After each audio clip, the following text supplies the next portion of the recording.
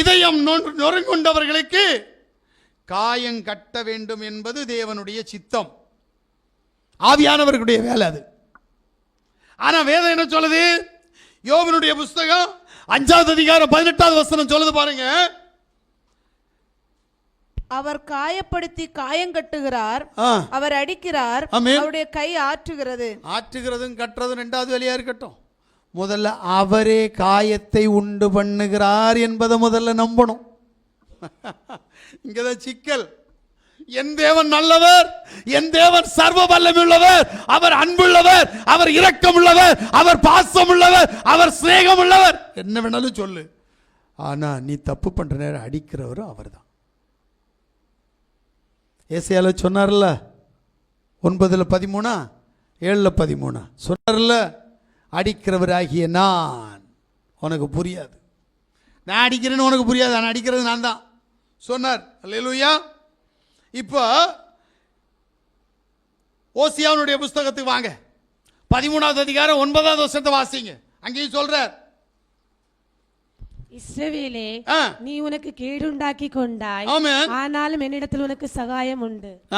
இப்ப அடி எதுக்கு அப்படின்னா கேடு உண்டாக்கினதற்கு. சகாயத்தை பிறகு பார்ப்போம். ஒரு சகாயம் மாட்டி மாட்டின்னு முழிக்கிறாரு. காலேஜ் பசங்கிட்ட பேசி பேசி பசங்க கேட்குற கேள்விக்கெல்லாம் நேற்று அவருடைய வீடியோவை பார்த்தேன். ஐயா நீங்கள் மதக்கலவரத்தை உண்டு பண்ணுறீங்க அப்படின்னாங்க.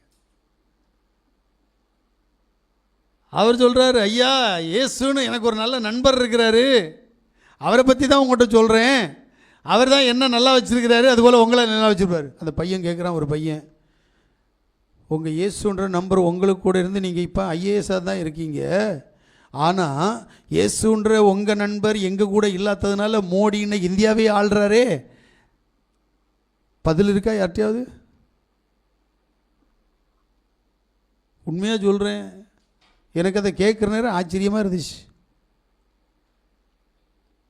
ஏன்னா வேதம் சொல்லுது, எந்த இடத்துல எங்கே நீ தேவனுடைய வார்த்தையை சொல்லணுன்றது தெரியணும். முதல்ல பண்டிகள் மத்தியில் முத்துக்களை போடாதிரு. தெரியல நமக்கு. பண்டிகை மத்தியில் முத்தை போட்டால் முத்து என்ன செய்யும்? அதனுடைய கக்கூசிலையும் அதனுடைய காலடியிலையும் போய் என்ன செய்யும்? சிக்கி மாட்டிக்கும், எடுக்க முடியாது. நான் சொல்கிற சகாயத்தை தெரியுமா உங்களுக்கு? உங்களுக்கு தான் நிறைய சகாயத்தை தெரியுமே. எனக்கு ஒரு சகாயத்தை தான் நேற்றுக்கு தான் பார்த்தேன்.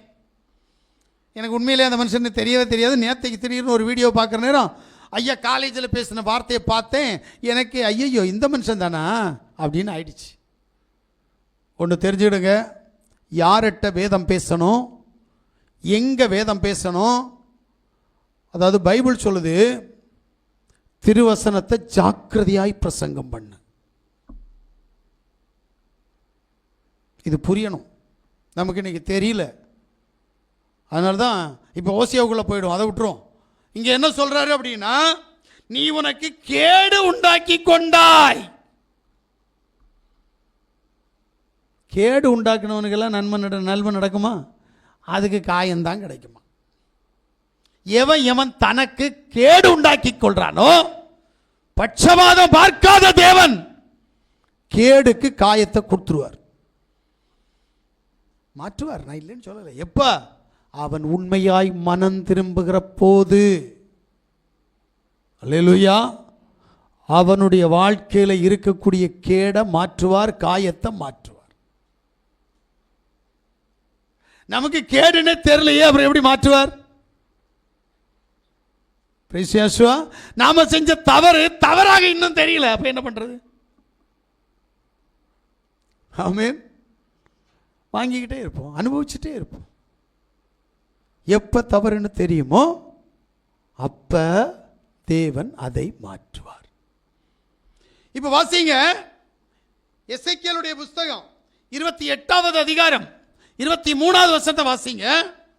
நான் அதிலே கொள்ளை நோயையும் அதன் வீதிகள் இரத்தத்தையும் வர பண்ணுவேன். அப்ப கொள்ளை நோயை இரத்தத்தையும் வர பண்ணுவேன். அதற்கு விரோதமாய் சுற்றிலும் வந்த பட்டயத்தினால் காயப்பட்டவர்கள் அது நடுவிலே வெட்டுண்டு விழுவார்கள். அவ்வளவுதான், தொலைச்சு கட்டிடுவேன். அப்பொழுதுதானே யார் என்று அறிந்து கொள்வார்கள். அப்பதான் தெரியும் நான் தான் கடவுள்னு தெரியும்ன்றாரு. அப்ப தேவன் உனக்கு எப்போதும் சந்தோஷத்தை மட்டும் மட்டும் தர மாட்டார். நீ சரியில்லை அப்படின்னா துக்கத்தையும் கொடுப்பார். யோனாவுக்கு கொடுத்தார்ல, உனக்கும் தருவார். எங்க தருவார்? நீ எங்க நேசிக்கிறியோ அங்கதான் கையை வைப்பார். உங்களுக்கு புரியல? நாம எங்க யார எங்க எதை அதிக நேசிக்கிறோமோ அங்க கை வைப்பார். அப்பதான் நமக்கு துக்கம் வரும், அப்பதானே நமக்கு பிரச்சனை வரும். இதுதான் அல்லேலூயா. ஆனா மனம் திரும்பினாதான் காயம் கட்டுவார். காயங்களை உண்டு பண்ணி காயம் கட்டுகிற தேவன் என் தேவன். நீ ஆராதிக்க தெரிஞ்சு வந்தியா தெரியாம வந்து எனக்கு தெரியாது. அன்புள்ளவர்னு வந்தியா, இரக்கமுள்ளவர் வந்தியா, சமாதானம் தர்றவர் வந்தியா எனக்கு தெரியாது. ஆனா இவருக்கு ரெண்டு பக்கம் உண்டு. நீ அன்பா இருந்தால் இவர் அன்பா இருப்பார். நீ பிரச்சனை பண்ணினால் இவர் பிரச்சனை பண்ணுவார். நீ பாசமா இருந்தால் இவர் பாசமாய் இருப்பார். நீ இவரை தேடினால் இவர் உனக்கு தென்படுவார். அல்லேலூயா. வாசிங்க இப்போ எரேமியாவுடைய புத்தகம் 30வது அதிகாரம் 12வது வசனத்தை. யார் சொல்லுகிறது என்னவென்றால், உன் புண் ஆறாததாயும் உன் காயம் கொடிதாயும் இருக்கிறது. பாத்தீங்களா? நீ மாறாத வரைக்கும் இது மாறாது. இப்ப கேட்கிறவங்களுக்கு தோணும், இயேசு கிறிஸ்து அன்புள்ளவர், இயேசு இரக்கமுள்ளவர், இயேசு நேசிக்கிறவர்னு சொல்லி இருக்கிறாரு, இவர் தேவையில்லாம ஏதாவது ஒன்று சொல்றாரு. பைபிள் தான் வாசிக்கிறேன் நான். தேவனை பற்றி வேதத்திலிருந்து தான் உங்களுக்கு சொல்லுகிறேன். எரேமியாவுடைய புத்தகம் 10வது அதிகாரம் 19வது வசனம் வாசிங்க. காயம் எப்படி இருக்குமா? ஐயோ, நான் நெருக்கப்பட்டேன், என் காயம் கொடிதாய் இருக்கிறது, ஆனாலும் இது நான் சகிக்க வேண்டிய என் நோய் என்று நான் சொல்லுவேன். வந்திருக்கிற காயம் கொடிதா இருக்குது. நீ மனம் திரும்புற வரைக்கும், நீ பாவத்தை அறிக்கை பண்ணி மனம் திரும்பி ரட்சிப்பை தேடுகிற வரைக்கும் இது நீ அனுபவிக்க வேண்டிய கொடிதான காரியம். யோனா நினைச்சிருக்கலாம், எனக்கு தான் பிரச்சனை இல்லையே, அடித்தட்டில் நான் நிம்மதியாக தானே தூங்குறேன். யோசித்திருக்கலாம்ல. அவன் யோசிச்சான், ஐயோ என் நிமித்தம் இவங்களுக்கெல்லாம் இவ்வளோ உபத்திரம் இருக்குது, என்னை தூக்கி போட்டுருங்க, நீங்கள் தப்பிடலாம். இப்போ நாம் சொல்லணும், இந்த குடும்பத்துலேருந்து என்னை தூக்கி போட்டுருங்க, நீங்கள் 2 பேர் 3 பேர் 4 பேராவது நிம்மதியாயிருங்க அப்படின்னு சொல்லணும். இல்லை, மனம் திரும்பணும். பிரைஸ் யேசுவா. அல்லேலூயா. நாம் நினைக்கிறது என்ன தெரியுமா? இது என்னால இல்லை, இது என்னால இல்லை, என்னால தேவன் இப்படி செஞ்சாரா? நான் எத்தனை வருஷமா தேவனை தேடிட்டு இருக்கேன் தெரியுமா?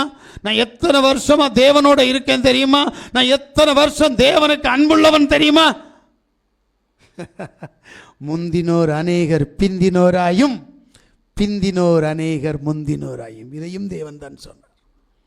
நமக்கு தான் புரியல, என்ன பண்றது? அல்லேலூயா.